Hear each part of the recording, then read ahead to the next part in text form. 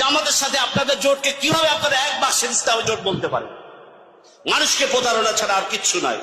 যারা বলছেন পিয়ার অথবা সংস্কার, এটা একটা ধোকার কথা। মূল বিষয় হচ্ছে ক্ষমতার ভাগ চাই।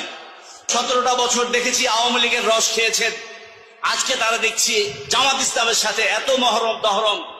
যেই সংগঠন, যেই ওলামায়ে কেরাম জামাতকে কাফের মুশরিকের পর্যায়ে বলতে চাইতেন, আজকে তারা দেখি জামাতের কোন পদক্ষেপ নিয়ে কথা বললে জামাতের চেয়ে ওই সকল সংগঠনের নেতৃবৃন্দের কষ্ট বেশি হয়ে যায়। একদিকে তারা বলছেন ইসলামের জন্য জোট করছেন, ইসলামের জন্য এক বাক্স তৈরি করবেন, আরেকদিকে ওই চরমনাই দলের বলছেন যে জামাতের সাথে ইসলামী জোট নয়, জামাতের আকীদার ব্যাপারে যে কথা তারা অতীতে বলেছেন এখনো সেই আকীদা বহাল আছে। তাহলে যদি জামাতের ব্যাপারে অতীতে আপনাদের আকীদা যদি এখনো বহাল থাকে, তাহলে সেই জামাতের সাথে আপনাদের জোটকে কিভাবে আপনারা এক বাক্সের ইসলামী জোট বলতে পারেন? মানুষকে প্রতারণা ছাড়া আর কিচ্ছু নয়। যারা বলছেন পিয়ার অথবা সংস্কার, এটা একটা ধোকার কথা। মূল বিষয় হচ্ছে ক্ষমতার ভাগ চাই।